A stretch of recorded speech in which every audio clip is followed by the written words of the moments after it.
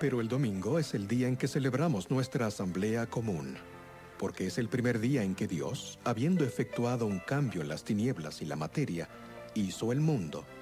Y en el mismo día Jesucristo, nuestro Salvador, se levantó de los muertos. Los antiguos cristianos que comenzaron a guardar el domingo necesitaban una justificación teológica para guardar el primer día de la semana. Y la encontraron al vincular el primer día semanal con el primer día de la creación. Al hacer esto, estaban negando la autoridad de Cristo, quien se declaró a sí mismo Señor del sábado, el séptimo día de la creación.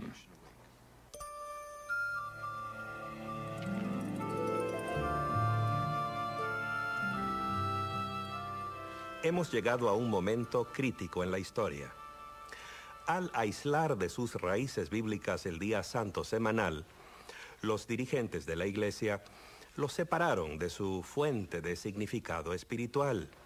Se convirtió así en una formalidad vacía, una brasa ardiente política, una prueba de autoridad, un peón en una lucha centenaria por el poder. Era atractivo reemplazar el sábado con el domingo, porque en torno al primer día estaba surgiendo cierta aura debido a las tendencias nuevas en el paganismo que hacían del domingo el día de adorar al sol, pensar en el sol.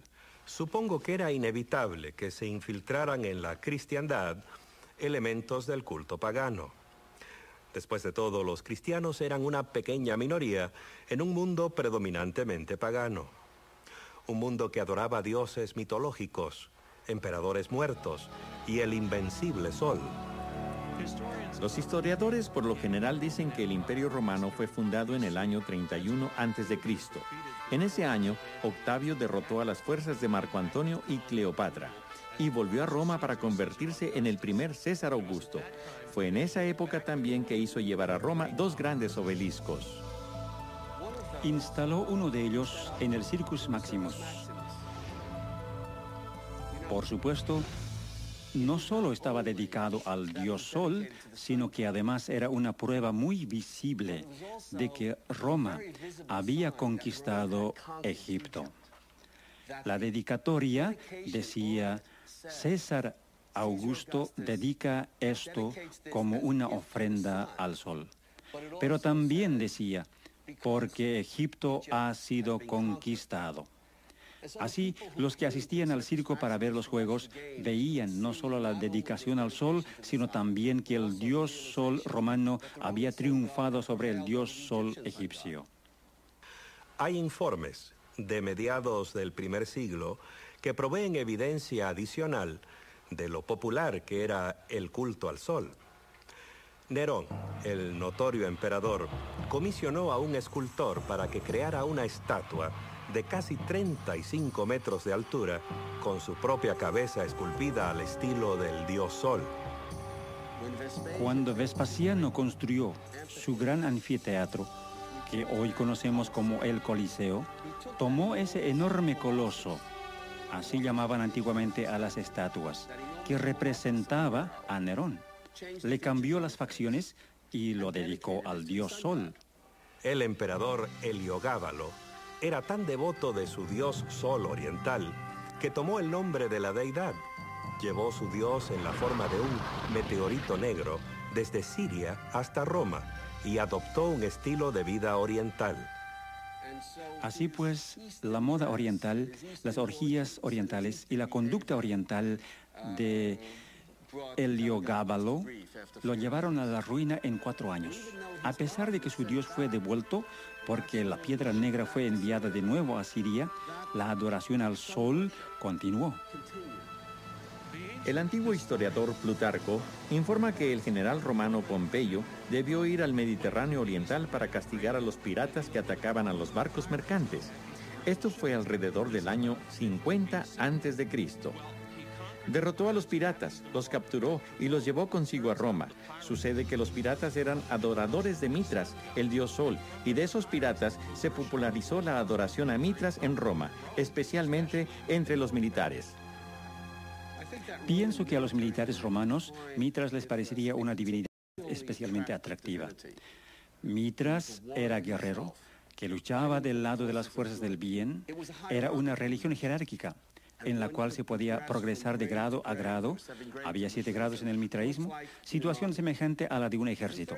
Y en tercer lugar, era una religión de hermandad y comunión. Se reunían no solo para adorar a su Dios, sino para comer juntos. Se comenta acerca de soldados romanos que han vuelto del oriente, que oran al amanecer de cara al sol naciente. En torno a este periodo vemos que se empieza a mencionar en Roma al Deus Sol Invictus, es decir, al Dios Sol invencible. Invencible porque la noche trata de conquistar el sol cada 24 horas, pero al amanecer el sol ha sobrevivido y ha vencido a la noche.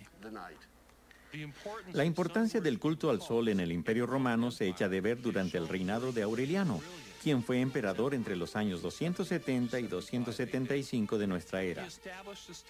Estableció una religión estatal que incluía el culto al emperador y al sol invicto. Trató de unificar todas las religiones bajo el dios Sol. Diocleciano, que llegó al poder el año 284, también era un devoto del dios Sol. Mantuvo el principio de una religión estatal que estableciera Aureliano y llegó a declararse Dios. Eventualmente, ordenó que se persiguiera a los cristianos.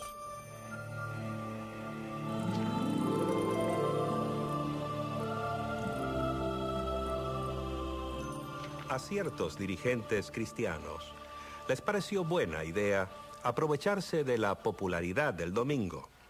En especial, la observancia del domingo haría que el cristianismo les resultara más atractivo a los paganos que ya adoraban al sol en ese día.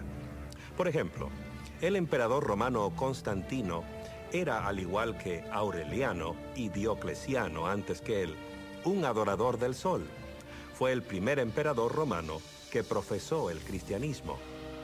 Supuestamente se convirtió durante una campaña contra sus rivales. Las biografías escritas por sus partidarios dicen que antes de una importante batalla cerca de Roma, Constantino vio en el cielo una visión de la cruz. Acreditó a esa visión su victoria subsiguiente y se declaró cristiano. Los historiadores debaten si la conversión de Constantino fue o no genuina, ya que a través de casi todo su reino mantuvo sus supersticiones paganas. Solo cuando se hallaba en su lecho de muerte, consintió en su bautismo.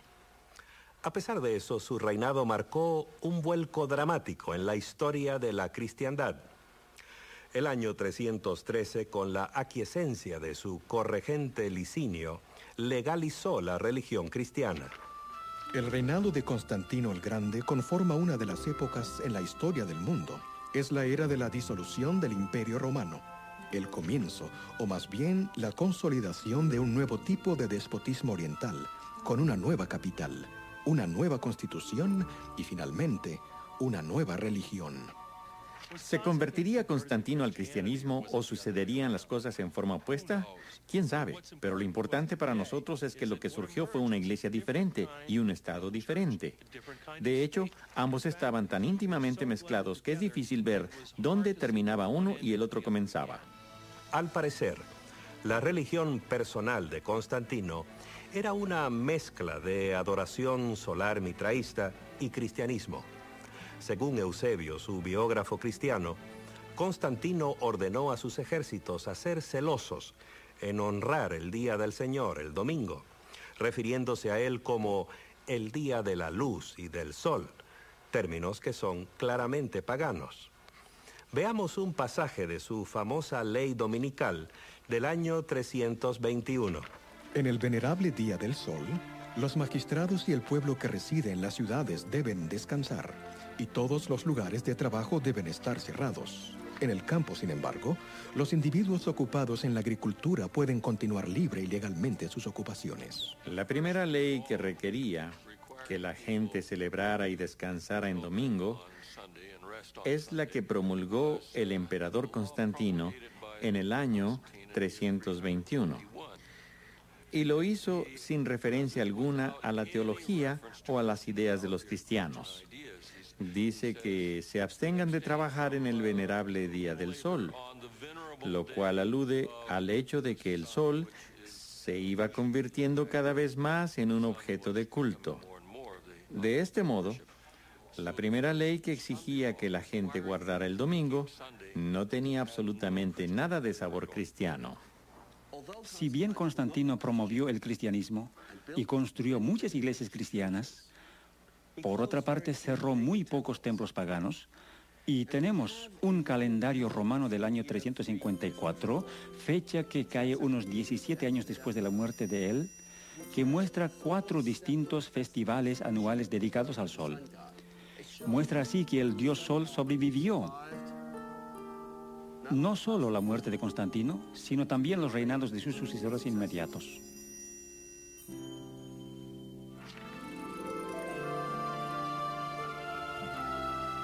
La ley dominical de Constantino, ¿le puso término a la controversia entre el sábado y el domingo?